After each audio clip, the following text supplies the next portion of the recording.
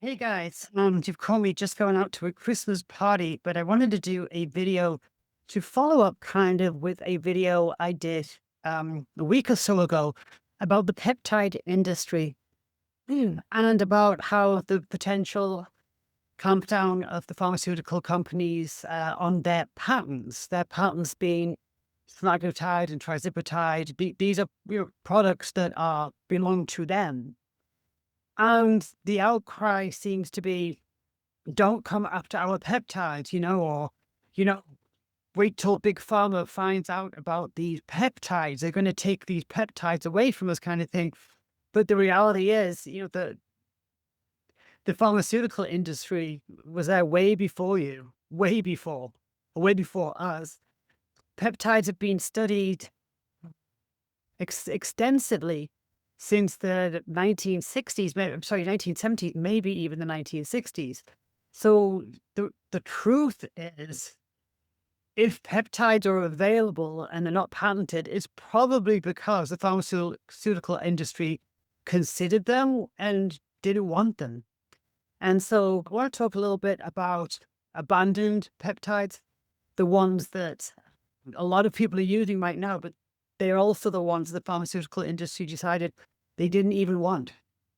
So what's the real story behind why some peptides survive and others are abandoned?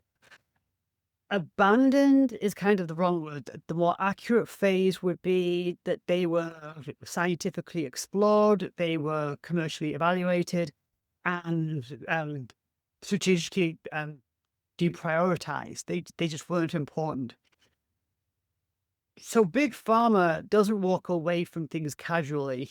They walk away after they have really evaluated them and understood them. So let's dissect a few of the common ones, and let's start talking about where it kind of began. So where it kind of began was the growth hormone pathways. And when the pharmaceutical industry started looking at what growth hormone did, they got kind of excited, and rightly so. So growth hormone was one of the earliest pharmaceutical industry obsessions. And why was that? Well, growth hormone, fat metabolism, muscle preservation, in indeed muscle building, tissue repair, recovery, anti-aging, the fountain of youth. And, it's been popular in the bodybuilding world for decades because it does all of that. People get leaner, people can build muscle, recover better, anti-aging. I mean, it is kind of the holy grail there. But when the pharmaceutical industry, the problem wasn't whether growth hormone did these things, because it clearly does. The problem was control.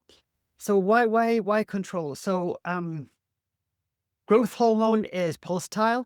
So what I mean by pulsatile is it's in bursts.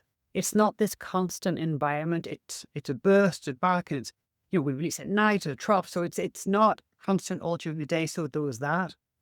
It was strongly modified by sleep, nutrition, liver function, insulin, and indeed age. So the results of growth hormone were very much a function of that, of how somebody slept, how somebody was eating, their overall health, insulin resistance, potentially, I'll get onto that in a second, and indeed their age. It just made growth hormone, the injection, kind of effective but messy. So what Big Pharma decided to do instead of that, they thought, well, hey, instead of injecting the real thing, why don't we try and stimulate the body's own growth hormone?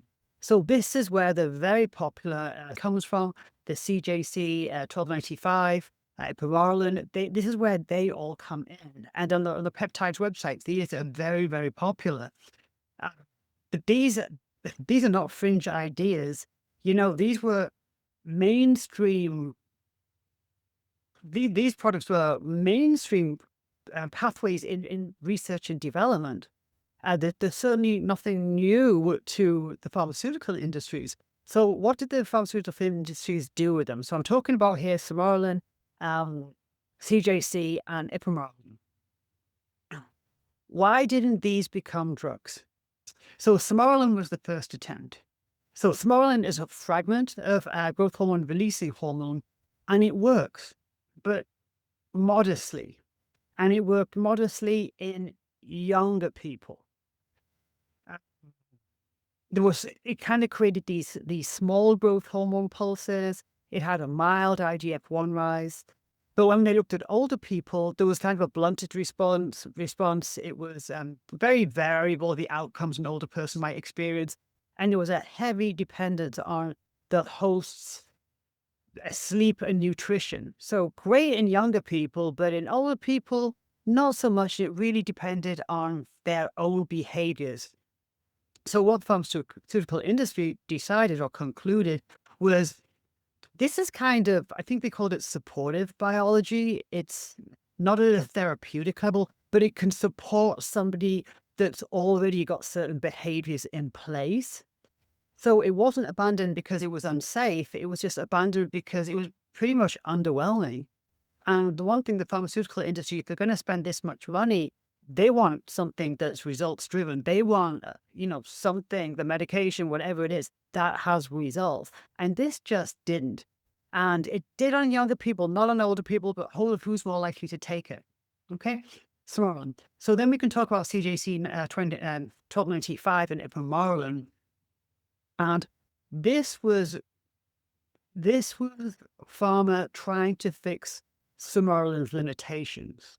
So what we have with the CJC, we have a longer acting growth hormone, releasing hormone analog, whereas Sermorelin was kind of these short bursts, small bursts, little bit longer acting with CJC, and Sermorelin is attaching to the ghrelin receptor, and that gave fewer side effects. But remember, ghrelin receptor, that's also, it can make you a little bit hungry.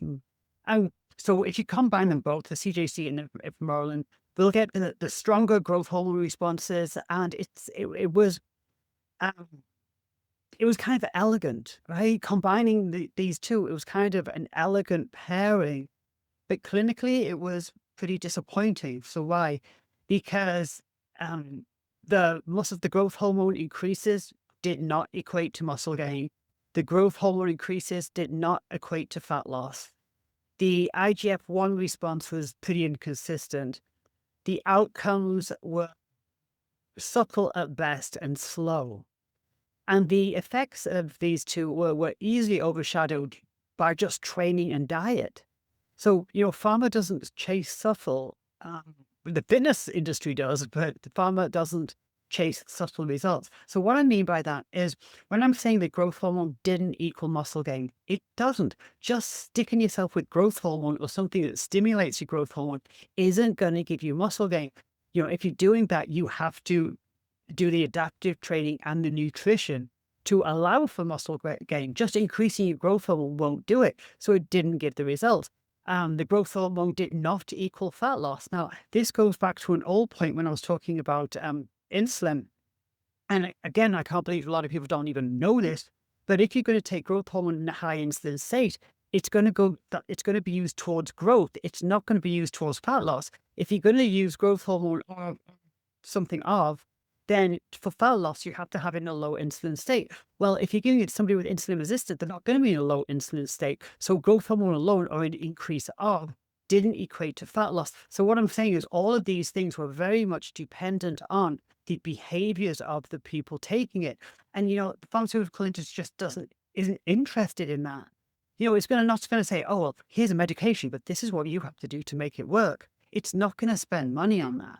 So these peptides are available, but it's not because they're a secret. It's because the pharmaceutical industry researched them, looked at them, studied them, spent a lot of money on them, and said, nah. What about Tesamorelin? So this is the exception that explains everything. Tesamorelin is where this story becomes crystal clear. So what is Tesamorelin? It's actually a synthetic analog of growth hormone releasing hormone, and it is engineered, so it's not naturally occurring. Therefore, it is patentable. So immediately, that's freaking the ears up of the pharmaceutical industry. If this is an engineered substance, then they can slap their label on it. why was it developed and commercialized? So it was developed by Terra Technologies, I believe, and it was marketed under the brand name of Agrifta. I think it was Agrifta, and it was FDA approved in 2010. So Tesamorelin, FDA approved, the brand name. It was developed by Terra Technologies. Now, what was it approved for? It was approved for the reduction of visceral adipose tissue in HIV patients. So there's a lipodystrophy is the accumulation of fat that some people with HIV suffer from. And so there's lipoatrophy and lipodystrophy. So the lipoatrophy that somebody with AIDS might suffer from is where you see the incredibly sunken face and loss of subcutaneous fat on their legs, very veiny in their arms. But also the other side of that, some HIV positive people also had lipodystrophy, whereas they had the accumulation of fat that wasn't just weight gain, it was the accumulation of fat caused by their situation. And so it was actually, Tesamorelin was actually developed, marketed, and commercialized for the use of the reduction of that visceral adipose tissue. So that specificity matters. And it was patented. Again, it worked. It worked if they were targeting it at that particular demographic, and it worked. So it wasn't subtle. It worked, and it was patented. 2010. So what exactly was patented then? So this is where people can get a bit confused. Tesamorelin wasn't protected by one patent, but by layers of patent. They patented the composition of the matter. There was a specific amino acid sequence. They patented the method of use, the delivery system. They have patents on that. And again, it was associated. There was this reduction in the visceral fat without excessive IGF-1 elevation, which was a big deal for that demographic. And so what happened there made it different to the other things they tried with the growth hormone stimulators. So that last part, that reduction of the visceral fat without excessive IGF-1 elevation, and that's what kind of made it very different to the other growth hormone stimulators.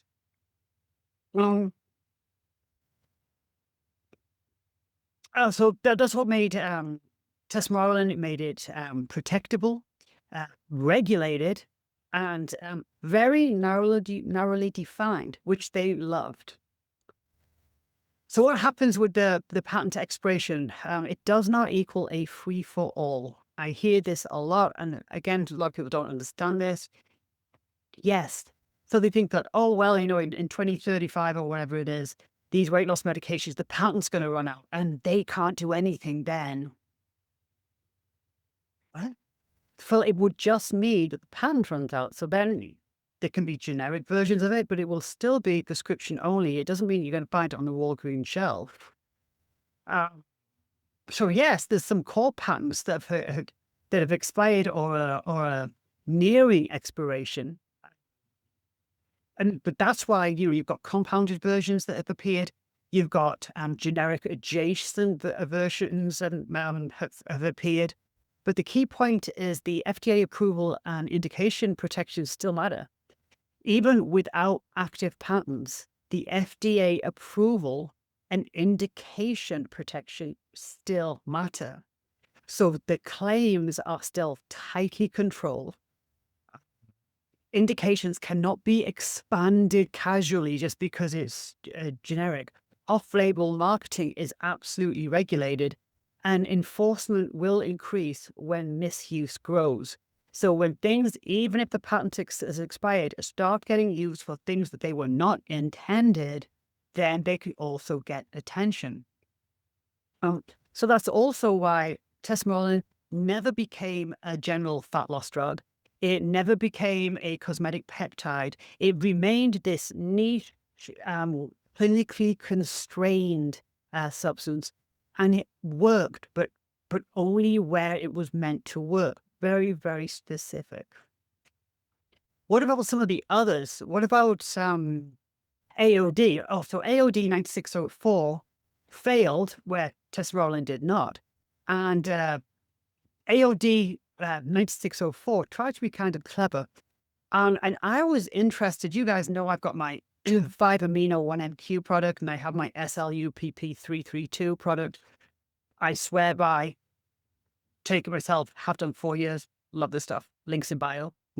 But I was also considering, the AOD, because I understand AOD, for pro bodybuilder, I understand AOD. But what is it, and why am I on the fence about doing that product? And probably won't. And it goes back to the success of that product is dependent on the person taking it. It doesn't just work, it's totally dependent. Now, what is it? So AOD 9604 is a fragment of growth hormone of HGAs. So it's marketed as the fat loss part only. So it's labeled as, well, if growth hormone builds muscle and loses fat, this is just the part that actually has the fat loss. So it's meant to bypass the side effects of growth hormone. And indeed, the animal data really did look promising. The human data did not.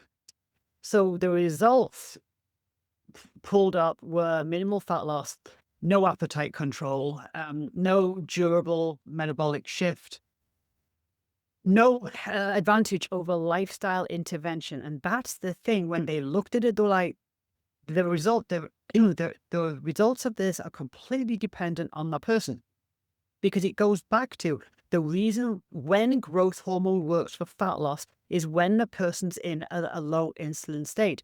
Well, the AOD, a part of growth hormone that's meant to be specific to the fat loss, but it's still going to need that environment to work. So there was just no advantage over lifestyle intervention. So what Pharma said was like, this doesn't outperform anything that already exists. So it was abandoned. I mean, it's later being resurrected by marketing, but in the big picture, it was abandoned by the pharmaceutical industry. I mean, if AOD worked the way it was sold, the way it's promoted, the GLP-1 medications wouldn't even exist. They'd already looked at it. So why did the GLP-1 peptides really win the war here? Because what they succeeded because they changed eating behavior without the host having to do anything. It reduced, decision fatigue. When people are making better choices, now they just don't want to eat. It lowered the calorie intake reliably without relying on the host to do anything about it. And it produced very obvious measurable outcomes. It was scaled out across populations. It worked for everybody. I mean, they wasn't behaviorally dominant. It didn't rely on the behaviors of people taking these products. It just worked. And that's why farmers stayed and spent a lot of money on it. I could go on, but should I? Do we do one more? Let's talk about some of the longevity peptides here, the senolytics, the FOXO4, the DRE. Why? So let's just layer this in just so you get a better picture here. So hopefully you know what a senescent cell is. So senescent cells are growth arrested. They're tumor suppressive. They are temporarily useful in wound healing. They are structural in many issues. And what a lot of these peptides are doing are like, we're going to get rid of senescent cells. But Big Pharma was like, yeah, but if you kill them indiscriminately, that's not benign. Because, they do have a role. They have a role in tumor suppression. So if you just kill them all off, you're removing the tumor suppression part of it. You're weakening the tissue's integrity, impairing healing. So things like the FOXO4 DRI, that forces senescent cells into apoptosis. It forces them to die. It bypasses the immune clearance. It It's like a repair cycle, but brute force deletion. That's how it works. But we don't always want that to happen. So Big Pharma looked at it and they're like, hey, I see what it does, but no, there's some benefits of these sensor cells as well. We don't actually really want to just get rid of them. Blunt force. What are the ones that I love? And I love because they work. I love because I can use them. I love because I can sell them. But I love them because I use them. GHKCU, a copper peptide, naturally occurring, discovered, not invented, cannot be patented as a molecule. It's useful topically. There's limited systemic claims there, but that's why it lives on. It was discovered. It wasn't invented. It wasn't engineered. They can't patent it. And that's why it lives in dermatology, it lives in cosmetic, it lives in wound care, but it's not in the drug pipelines. And that's why you guys, and myself included, can buy it.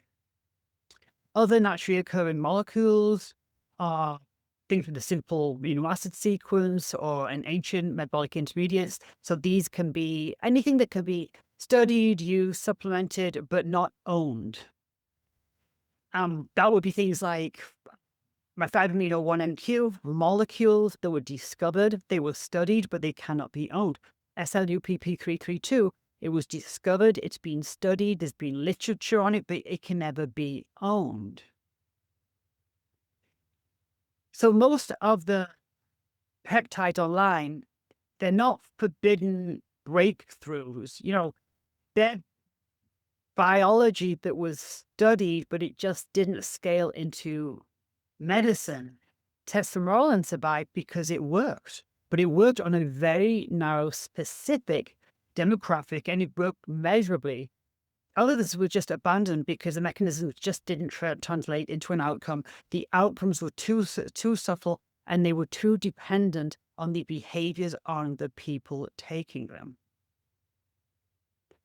I could go on and on, but I'm going to leave it right there. Probably shouldn't have been done the stem cells. If this is interesting, thank you for watching. Please make sure you go to my podcast, Midlife Mayhem. And if you like the way I talk and go on, then, I'm a coach. I'm a body composition coach. That's what I do. And I have 9 programs next year, then there's a progression to them. Starting on January the 12th with my 5-day peak week shred. It's kind of a hard reset, but it's a real good introduction at a low price point into the way I coach. I then have my Victory Vault program, which is a mindset program. I find it difficult to even explain that program, but it's basically taking an aggressive look at yourself.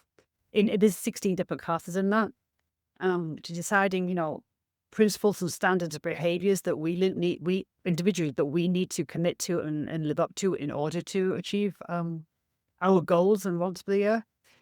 That one's great. So that's going to be the end of January. And then we go into Muscle Month. That's a good one. And then we go into Master Midlife. And then there's the Signature Weight Loss Program. Then there's Type 28. And then there's a 10-week personal training program. You see what I'm saying? There's a lot going on, but there is a progression to my programs. And if you like the way I talk, then you will love my groups. My groups are large enough to be dynamic, but small enough to be very personal. And you're not just going to be personal on the screen. We will know each other. We will. There's also, but I hesitate about mentioning it because I only want 10 people. I have a program called, it's not even a program actually, it's a mentorship program. It's 10 ladies only, and it's called A Perfect 10. You can find it on my website, joannelee.com. And that is where it's my most immersive level of coaching.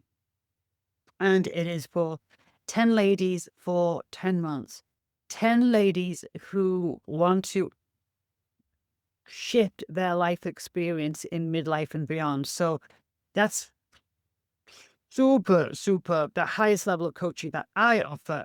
That doesn't start till March 1st, and it takes people through to the end of the year. But it is only for 10 people. So if you're even interested in that, it's a higher price point. There's a huge commitment on your part. There's a bigger commitment on my part for that program. Will not suit the vast majority of people, but I'm only looking for 10 results-driven ladies. If you want to see my programs, go to my website at joannelee.com. If you want to see my schedule, go to joannelee2026.com. But I'm here to educate and inspire. And, my results from my clients are based on educating my clients in a progression that suits their goals. Okay. Happy New Year.